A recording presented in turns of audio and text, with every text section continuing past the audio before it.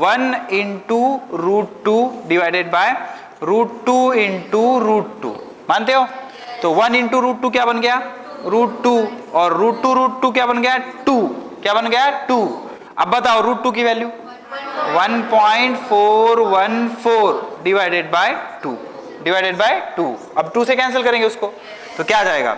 0.707, ठीक है।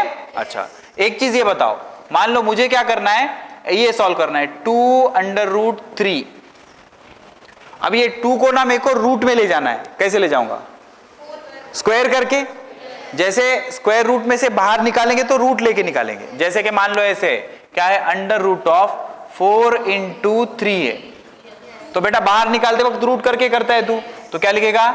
2√3। तो 2 को जब अंदर ले जाएगा तो कैसे ले जाएगा? स्क्वायर करके। कैसे ले जाएगा? स्क्वायर करके। तो 2 को अंदर भेजेंगे तो क्या हो जाएगा? √4 इंटू 3, 4 इंटू 3 इज √12, √12, ठीक है। अच्छा, एक बात बताओ, 11th का कौन सा टॉपिक आपको डिफिकल्ट लगता है, मतलब कौन सा पोर्शन यूनिट वाइज? काइनेमेटिक्स नहीं आता? काइनेमेटिक्स आता है? कौन सा टफ लगता है? हाँ, रोटेशनल मोशन तो 12th का है ना बे। अच्छा, एनसीईआरटी से जाते हो तुम? ठीक है, मॉड्यूल के हिसाब से बता रहा था मैं। रोटेशनल डायनामिक्स 12th में पढ़ते हैं। ओके, वो तो रोटेशनल पूरा आता है ना, उसमें सर्कुलर मोशन आता है, फिर रिजिड बॉडी कंसेप्ट पूरा वो सिस्टम ऑफ पार्टिकल्स में आता है ना, ठीक है, रोटेशनल मोशन वाला। और एक काम करेंगे अपन ना, देखो ठीक है, कल से अपन 12th स्टार्ट कर लेंगे।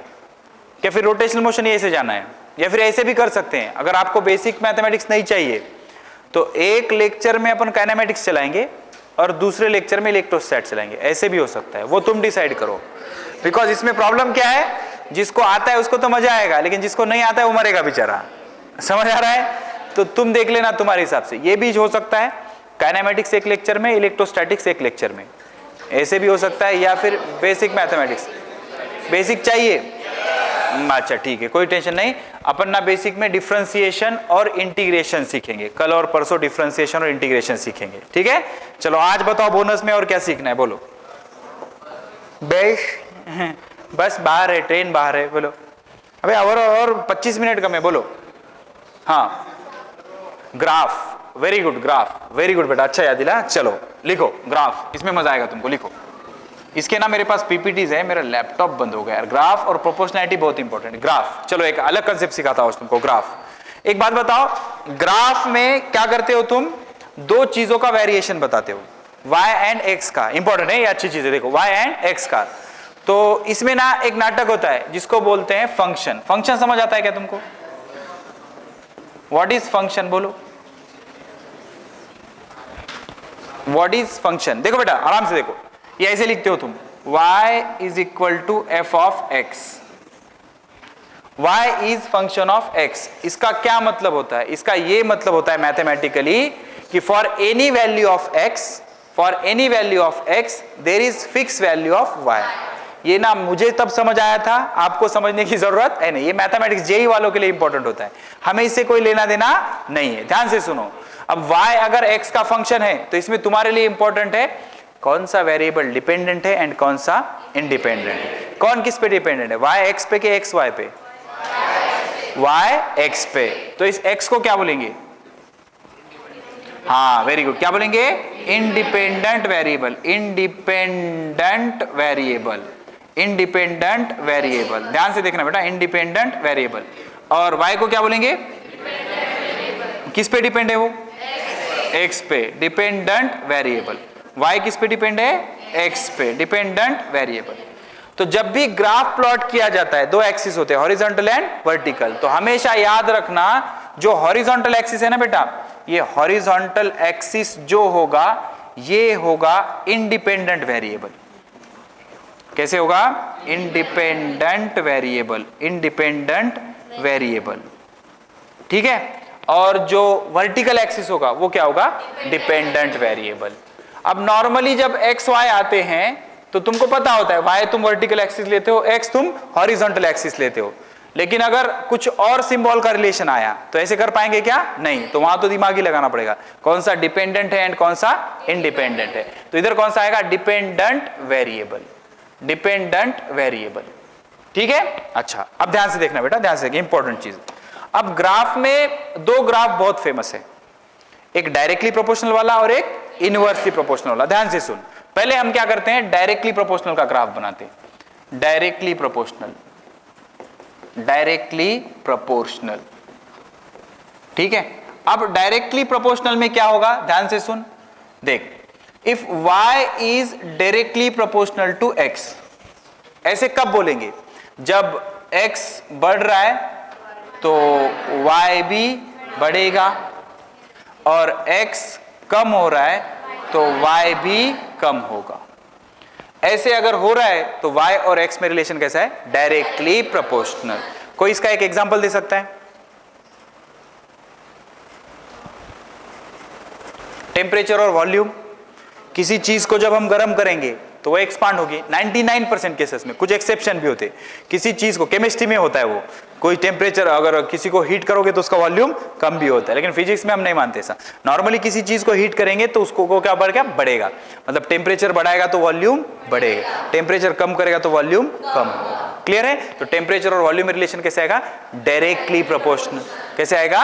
Directly proportional. ठीक है। तो एक बढ़ाने से अगर दूसरा बढ़ रहा है और एक के कम होने से अगर दूसरा कम हो रहा है तो ऐसे रिलेशन को क्या बोला जाएगा?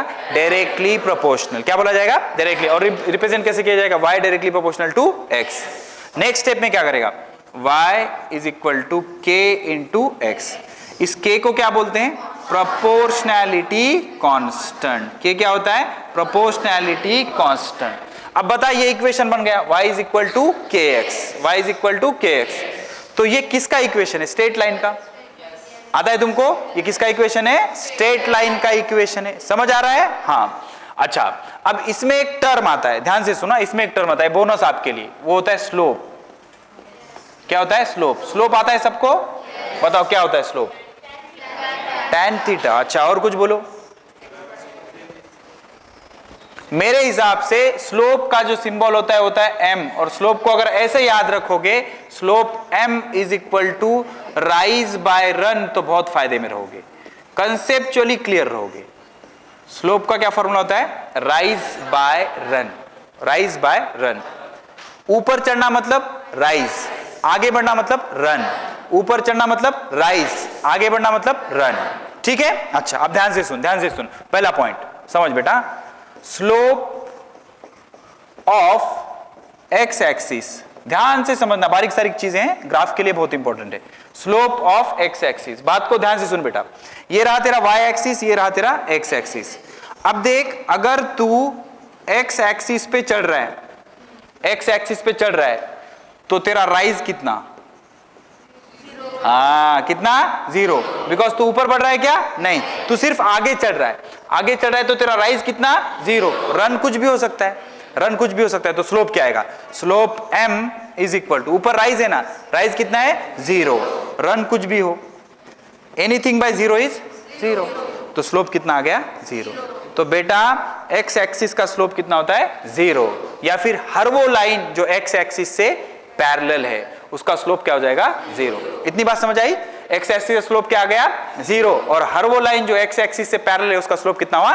0। कितना हो गया? 0। अब ध्यान से सुन, नंबर 2, समझ चीजों को। स्लोप ऑफ y एक्सिस, देख चीजें कितनी इजी होती जाएंगी अब। Slope of y axis, slope of y axis. अब तू सोच, ये रहे तेरे एक्सिस, ये एक एक्सिस है, this is x axis and this is y axis.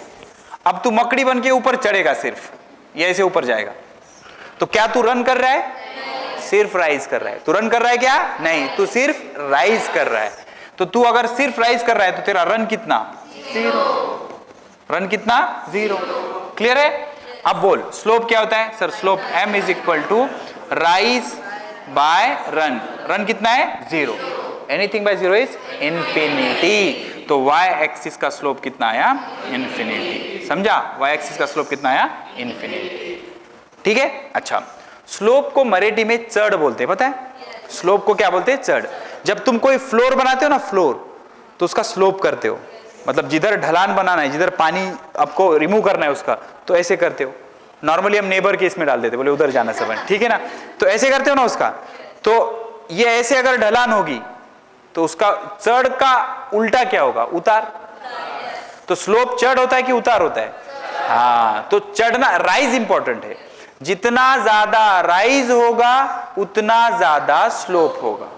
जितना ज्यादा राइज, जितने जल्दी जल्दी चढ़ेगा उतना ज्यादा स्लोप। देख यहां पे तू, ये देख ऊपर देख रहा है, देख और देख रहा है, और देख रहा है, और देख रहा है, तो राइज ज्यादा हो रहा है ना, तो राइज ज्यादा हो रहा है तो स्लोप ज्यादा, स्लोप ज्यादा। अच्छा, अब राइज कितना? 0। राइज कितना? 0। स्लोप कितना? 0। राइज कितना? 0। स्लोप कितना? 0। Rise infinite, slope infinite, rise infinite, slope infinite. अच्छा, इधर फिर अब निगेटिव स्लोप। क्यों भाई? अब राइज नहीं हो रहा, नीचे आ रहा है, उल्टा उतार है ना, अब तो निगेटिव हो जाएगा। क्या हो जाएगा? निगेटिव हो जाएगा। ध्यान से समझ, ध्यान से समझ। तो अब मान ले ये तेरे कोऑर्डिनेट एक्सिस हैं, ओके बेटा, इसका स्लोप बता, इस लाइन का 0। इसका स्लोप कितना? 0। अच्छा, इसका स्लोप? वेरी गुड, इसका स्लोप इनफिनिट, इसका स्लोप इनफिनिट। अच्छा, ये अगर लाइन है तो इसका स्लोप पॉजिटिव, इसका स्लोप पॉजिटिव, और लाइन अगर ऐसी है इसका स्लोप कैसे आएगा? निगेटिव। ये सबको समझ आता है? 0 slope, positive slope, infinite slope, negative slope. 0 slope, positive slope, infinite slope, negative slope. Clear है? ठीक है। अब आगे देख, अब आगे देख। मान ले ये रहा तेरा कोऑर्डिनेट एक्सिस, तू यहां पर है, यहां पर है, तो तू यहां पे पहुंचा कैसे? ध्यान से देख। तू क्या किया? इतना डिस्टेंस तू आगे चला, इतना डिस्टेंस तू आगे चला। अब मान ली इसके कोऑर्डिनेट्स क्या होते हैं? x, y, x, y। तो तू रन कितना किया? सर मैं रन किया x, सही है, रन कितना किया? x। और राइज कितना किया? समझ आ रहा है कि नहीं? राइज कितना किया? y। तब जाके तू यहां पहुंचा। तो जब तू यहां पर है तो विथ रिस्पेक्ट टू ओरिजिन क्या ये तेरी लाइन होगी ऐसे? तो यहां पे तू ये एंगल बना देगा थीटा, ठीक है, ये एंगल बना देगा थीटा। अब फॉर्मूला कहां से आया? देख, slope is equal to tan theta. तो फंडामेंटल फॉर्मूला क्या है स्लोप का? m is equal to rise by run, सही है, राइज बाय रन। अब बताएं यहां पे राइज कितना है? y। राइज कितना है? y। रन कितना है? x। लेकिन थीटा के करस्पॉन्डिंग ये तो फ्रंट साइड है और ये एडजेसेंट साइड है। So this is nothing but front side by adjacent side, front side by adjacent side, and front side by adjacent side is nothing but, क्या हो गया?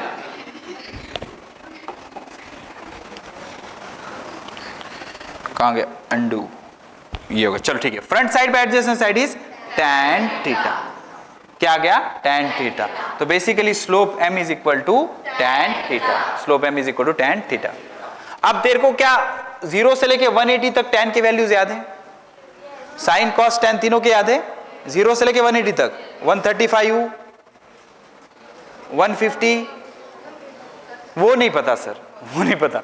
ध्यान से सुनो, इंपॉर्टेंट है। देखो, theta, sine theta, cos theta and tan theta, okay. कौन कौन से एंगल आने चाहिए? देखो, पहला 0, 30, 45, वेरी गुड, हाँ, 60, 90, यहां तक सबको आता है। ध्यान से सुनो।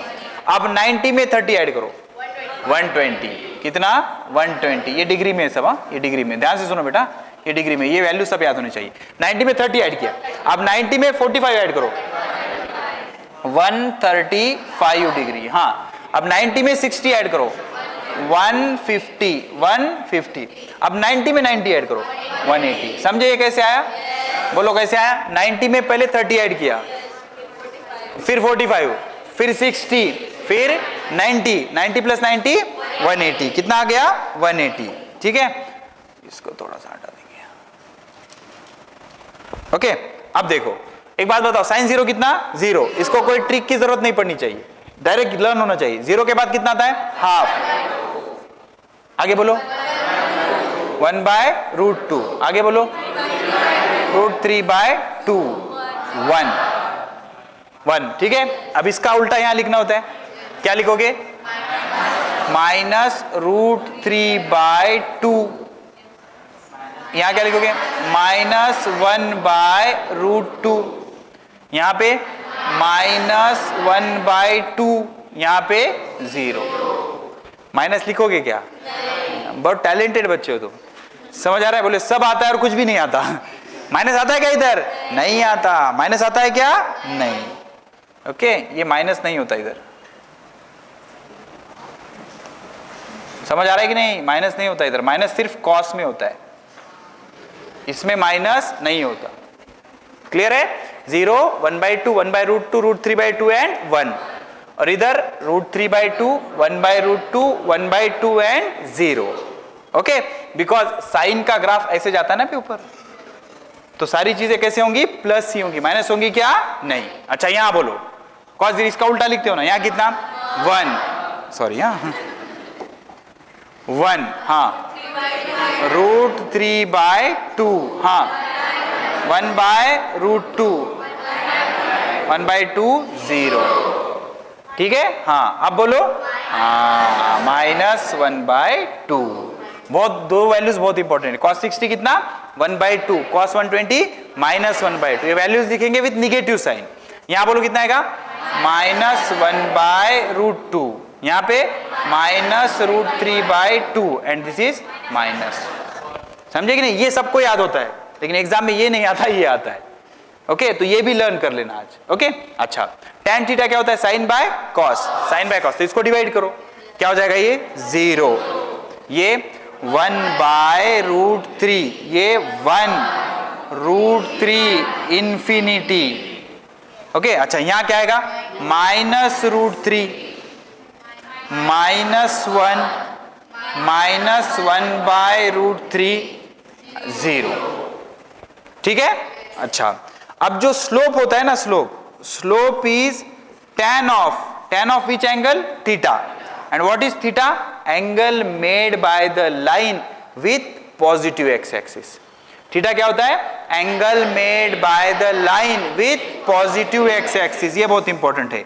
थीटा क्या होता है? Angle made by line, angle made by line with positive x axis, angle made by line with positive x axis. ठीक है? अब इसका यूटिलाइजेशन करके अलग अलग लाइंस का स्लोप पता करेंगे। ओके, लिखो सवाल। Find the slope of following lines. Find the slope of following lines. देखो, सबसे पहले मान लो लाइन ऐसी है, तो इसका एंगल कितना है पॉजिटिव एक्स एक्सिस के साथ? 0। इसका एंगल कितना है? 0। Very good. तो स्लोप क्या होगा? m is equal to tan theta, so that is tan 0। tan 0 कितना होता है बेटा? 0। ठीक है? ये फर्स्ट वन। अच्छा, सेकंड देखो, मान लो ऐसा है, ये ऐसी लाइन है, ये लाइन है, तो पॉजिटिव एक्स एक्सिस के साथ एंगल कितना बना? 90 डिग्री। ये देखो कितना बना? 90 डिग्री। तो slope m is equal to tan 90 degree. tan 90 degree, tan 90 कितना होता है? इनफाइनाइट। कितना होता है? इनफिनिट। ठीक है? थर्ड वन देखो, मान लो ऐसा है, ये एक एक्सिस, ये दूसरा एक्सिस। अब लाइन ना तुम्हारी ऐसी है, तो लाइन चढ़ रही है ना, तो चढ़ने वाले लाइन का स्लोप पॉजिटिव होता है और उतरने वाले लाइन का स्लोप नेगेटिव। चढ़ने वाले का पॉजिटिव, उतरने वाले का नेगेटिव। इसको मैथमेटिकली वेरीफाई करेंगे। अब देखो, ये जो एंगल है ना, this angle is, let this angle is 45। Okay, तो क्या आ जाएगा? Slope m is equal to tan 45। tan 45, तो स्लोप कितना आ जाएगा? 1। स्लोप कितना आ जाएगा? 1। क्लियर है? तो एंगल अगर 90 से कम बना, लेकिन किसके साथ? पॉजिटिव एक्स एक्सिस के साथ, तो स्लोप कैसे आएगा? पॉजिटिव। कैसे आएगा? पॉजिटिव। और मान लो कि लाइन ऐसी है, अब देखना बेटा, लाइन ऐसी है, ये y एक्सिस, ये x एक्सिस, लाइन ना ऐसी है, और ये एंगल दिया है, देखो ये एंगल दिया है 45 डिग्री, तो थीटा कितना लेगा?